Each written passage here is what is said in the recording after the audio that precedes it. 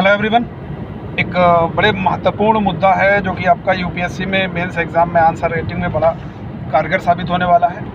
वो मुद्दा है, इस समय पूरा विश्व की जो निगाह है वो अफ़गानिस्तान पर टिकी हुई है, क्योंकि अब लोग कहने लगे हैं वो अफ़गानिस्तान नहीं, वो तालिबानिस्तान हो गया है। ये जो तालिबानिस्तान अभी इतना आसान नहीं होना वहाँ पर, इसका कारण ये है कि पाकिस्तान की बात करें, चाइना की बात करें, ये लोग भले ही सपोर्ट करें, लेकिन जितने आसपास के इस्लामिक कंट्रीज़ हैं, अब देखिए अशरफ गनी जो प्रेसिडेंट हैं वहाँ के अफ़गानिस्तान के, वो वहाँ से भाग करके गए, किसी भी कंट्री ने सपोर्ट नहीं किया और यूएई में उतरने नहीं दिया गया। ओमान में वहाँ पर उनको इजाज़त दे दी गई, भैया आप यहाँ पर रुक सकते हो। अशरफ गनी के ऊपर बहुत सारे लोग आरोप लगा रहे हैं कि भैया वो भगोड़े हैं। अब तालिबान ने आखिरकार ये इतनी आसानी से बग़ैर युद्ध किए अफ़गानिस्तान ने, तालिबान ने कैसे कब्जा कर लिया, ये एक बड़ा चिंता का विषय है और इससे पूरे विश्व की निगाह घूम फिरकर अमेरिका तक पहुंच जाती है। यार, अमेरिका ने अफ़गानिस्तान में अपनी इतनी सारी सेना लगा रखी थी और सेना को अचानक वहां से हटाया, तो हटाने के बाद में तालिबान ने इतनी जल्दी कैसे ऑक्यूपाई कर लिया उसको, तो इतना ऑक्यूपाई कर लिया है। अब आप अगर मैप देखोगे अफ़गानिस्तान का, तो वहाँ पर जितने भी क्षेत्र हैं, चाहे वो सेंट्रल अफ़गानिस्तान का है, नॉर्दर्न अफ़गानिस्तान है या साउदर्न अफ़गानिस्तान है, बस थोड़ा सा एक जो वेस्ट अफ़गानिस्तान है वहाँ पर छोटे छोटे से आपको, अगर हमने मैं आपका डिस्कस भी किया था, पॉइंट्स में मैंने इंडिकेट किया है कि वहाँ पर अभी भी थोड़ा सा अफ़गानिस्तान का डरते डरते कब्जा है।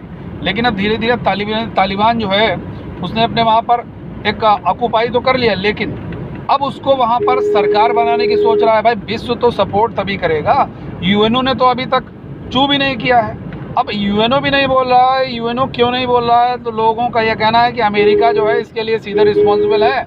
अमेरिका अफ़गानिस्तान की सत्ता को हटाना चाहता था, तालिबान आना चाहता था।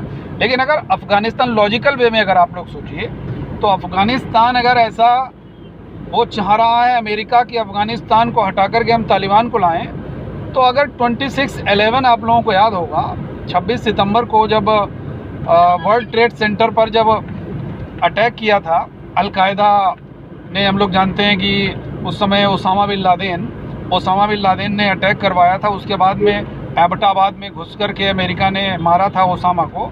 तो तालिबान से उससे पहले कहा था कि ओसामा को हमारे सुपुर्द कर दो, हम अभी छोड़ देंगे, लेकिन तालिबान ने नहीं ऐसा किया, तो घर में घुस कर के ओसामा को मारा था। तो अगर ऐसा है तो लॉजिकल वे में तो भाई अमेरिका सपोर्ट करना नहीं चाहिए। अब एक और बड़ा मसला निकल के आया है कि उनके पास इतने ज़्यादा हथियार आ गए, इतने शानदार हथियार आ गए। अब उन हथियारों को तालिबानी चलाना नहीं जानते हैं, तो उनकी मदद लेंगे। किसकी मदद लेंगे? या तो चाइना की मदद लेंगे, या कोई मुस्लिम कंट्री की मदद लेंगे, या वो पाकिस्तान की मदद लेंगे।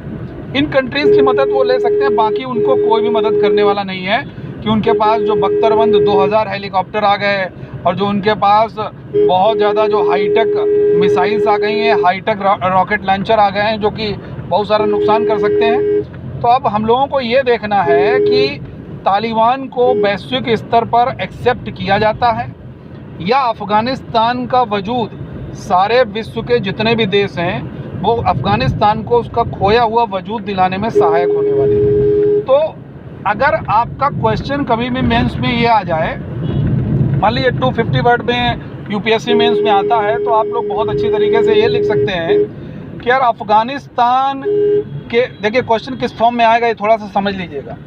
ये पूछा जाएगा कि वैश्विक परिदृश्य में अफ़गानिस्तान को उसका खोया हुआ वजूद वापस मिलना चाहिए या नहीं, ऐसे भी क्वेश्चन बन के आ सकता है।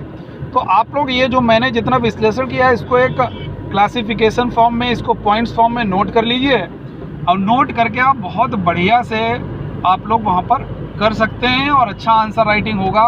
अच्छे आंसर राइटिंग की विशेषता ये होती है कि आपको अगर जो भी कुछ कहना है वो फर्स्ट इंट्रो, यानी कि फर्स्ट पैराग्राफ में आप इंट्रो कर दीजिए, और इंट्रो के बाद में आप उसको पूरा ओपन करते चले जाओ, और लास्ट में अपना निष्कर्ष देना है यार कि मेरे हिसाब से उपयुक्त विवेचना से या उपयुक्त विश्लेषण से स्पष्ट होता है कि ऐसा ऐसा हुआ था, और मेरी समझ से पॉजिटिव निगेटिव दोनों एस्पेक्ट देने। ऐसा नहीं होना चाहिए कि आप यार एकदम पॉजिटिव तरफ झुकाव हो जाए, एकदम नेगेटिव की तरफ। आपको कंक्लूजन में यानी कि निष्कर्ष में एक ऐसी बात कहनी है जो एक बीच की बात हो।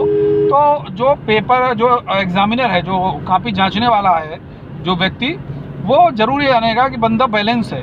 बैलेंस का मतलब यह है कि ये ना किसी चीज़ से बायस्ड है, या ना ये अफ़गानिस्तान की तरफ है, ना ये चाइना की तरफ है, ना ये अमेरिका की तरफ है, किसी के फेवर में नहीं बोला है। एक इसने जो कुछ देखा है, जो कुछ पढ़ा है, उसके हिसाब से अपना विश्लेषण बता रहा है, और इसके हिसाब से वैश्विक परिदृश्य में ये बात एकदम सही हो सकती है। तो हमेशा आंसर राइटिंग के समय में ये बात अगर आप लोग करते रहोगे तो निश्चित रूप से अंक अच्छे हासिल करोगे।